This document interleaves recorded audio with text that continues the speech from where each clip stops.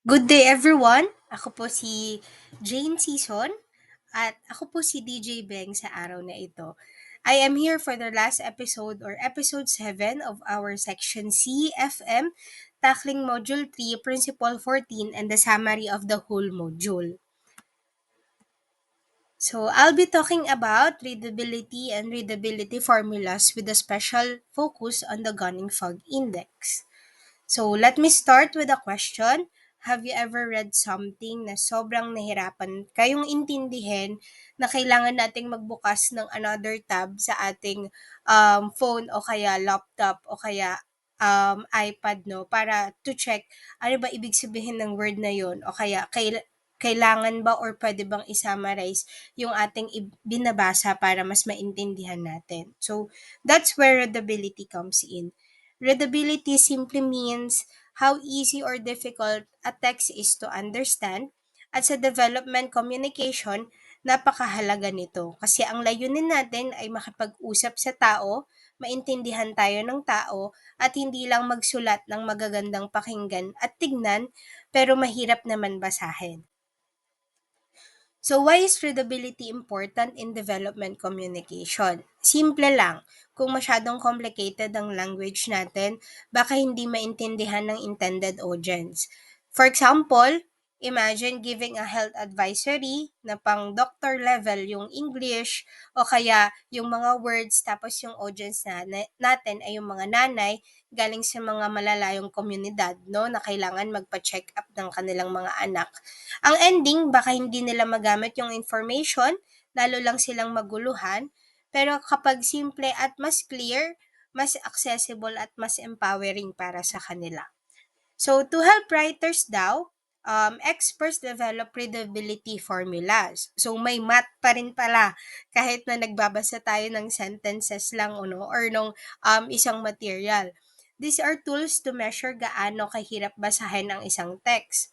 So, some common ones include flash reading ease and flash kinked grade level, smog index, and today we'll focus on the Gunning Fog Index.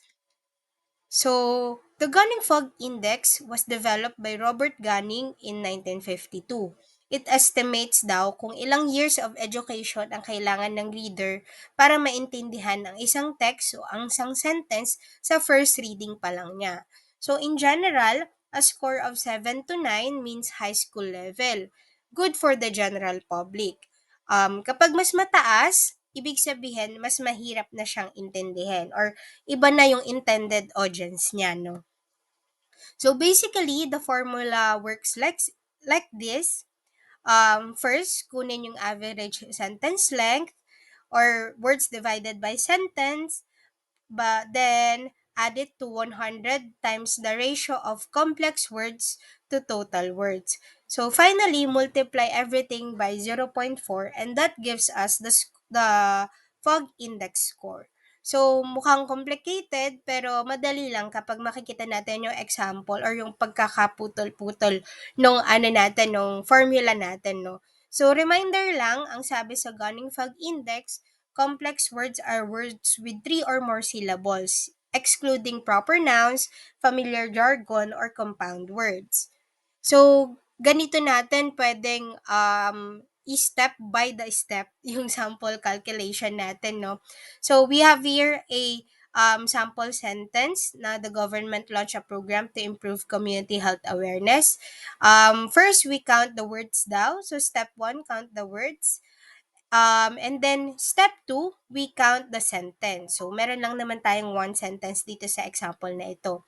And then, step 3 is to look for complex words, no? Those with 3 or more syllables. So, here, the word community lang naman yung may 4 syllables. So, we have just one complex word. So, ito yung pagkakatilad ng ating formula or yung pag-substitute natin ng value. So, doon daw sa example sentence natin, meron tayong 11 words and then yung complex words to words natin ay merong 0.09 or 9% na ratio. So, ang magiging formula natin or yung substitute na values natin ay 0.4 times 11 plus 9. So, 0.4 times 20 is equal to 8. So, ibig sabihin, yung fog index grade natin ay nasa bandang 8 o 8th grade. So, best ito or perfect ito for general public or maiintindihan ito ng general public, no? So, okay pala yung ganun kahabang sentence lang, no? Ito pala yung mas maiintindihan nila. So, mabilis lang ng mga examples, no? Wash your hands with soap and water to stay healthy. Easy daw ito, very short, may GFI score na 6. So, very readable, no? And then, ito medyo hard example na may GFI 14, no? Medyo madami ng complex words or words with more than 4 syllables, no? So, technical na daw yung ganitong klaseng level and pang college level na siya, 'di ba? And then, lastly, ito usually nakikita natin sa mga hindi pa nasa-summarize na mga research o kaya mga reports, no, na very hard na ang GFI ay nasa 18 to 20. So, meant for professionals and not the general public. So, meron siyang intended audience, no?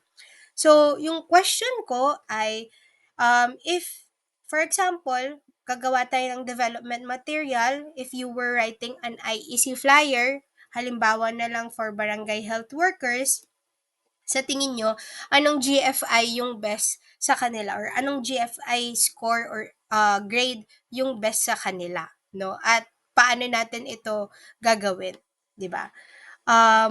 So for practical examples naman, sa aming organization, we usually consider children, meaning those 17 below, as one of our main audience palagi. So we need to work on materials na madali nilang maintindihan.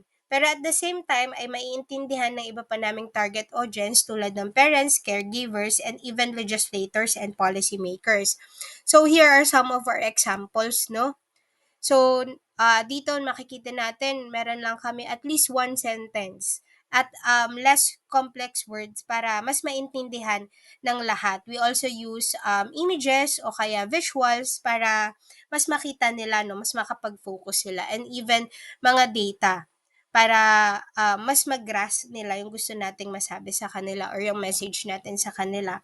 But we also have materials like this. Ito ay isang research on climate, no? So, medyo complicated na siya basahin, pero ang ginagawa namin, usually, tinatranslate namin ito or tinatransform namin ito in social media art cards para mas madali ding ma-digest ng mga audiences natin.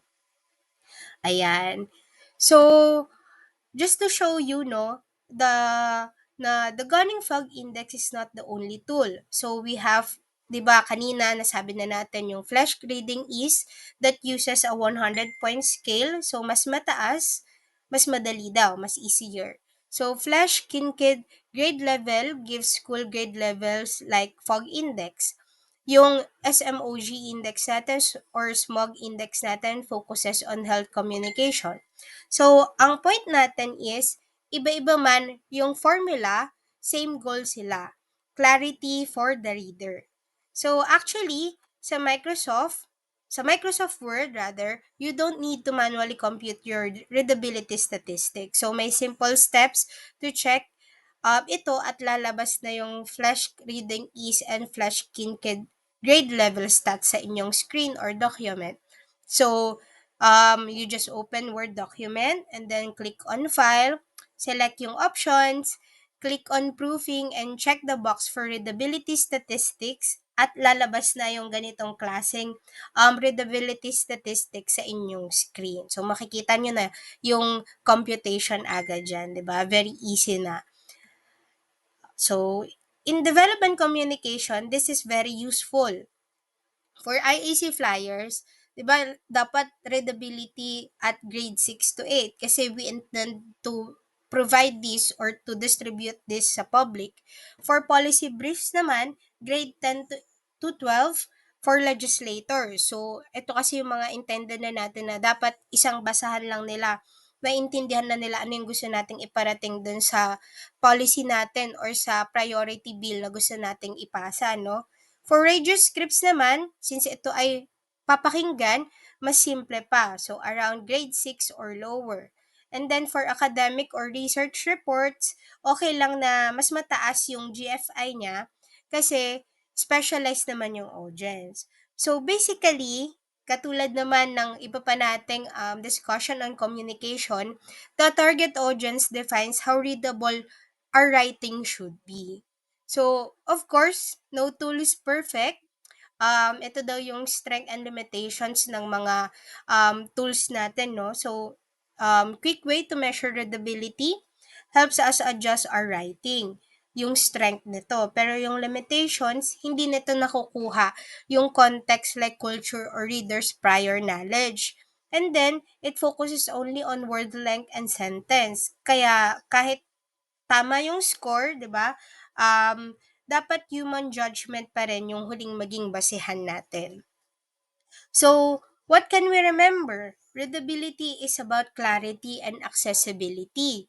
So, dapat inclusive din yung communication natin. The Gunning Fog Index is one of the tools we can use, but in development communication, the goal is always understanding, not impressing. So, in short, kung gusto nating makarating yung mensahe dun sa intended audience natin, kailangan gawin nating mas simple para sa kanila, mas malinaw at mas relatable. So, yun po yung Principle 14 for Module 3 na readability and readability formulas. So, alright. To wrap up our report on Module 3, Writing Print Communication Materials, let me just share a quick summary. So, in this module, we were introduced to 14 principles that guide us in creating effective print materials. Kumbaga, naging checklist siya para siguradong malinaw, organisado at swak sa audience ang mga sinusulat natin. We learned that good writing for development communication should always be clear at organized para hindi maligaw ang readers, concise pero kompleto, sapat ang information, hindi paligoy-ligoy, audience-centered kasi hindi para sa atin ang sinusulat, kundi para sa kanila, and most importantly, purpose-driven. So, lahat ng linya may direction at layunin. Finally, may part on readability, remind us na kahit gaano kaganda yung research or writing, kung hindi naiintindihan ng target audience natin, baka masayang lang. Kaya tools like Gunning Fog Index help us check if our writing is really reader-friendly. So in short, ang natutunan natin sa Module 3 ay writing is not just about words, it's about connection.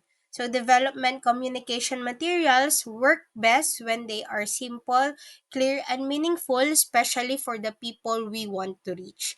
Maraming salamat po for listening to our group's presentation and kudos to my group mates then for finishing their reports. Salamat po.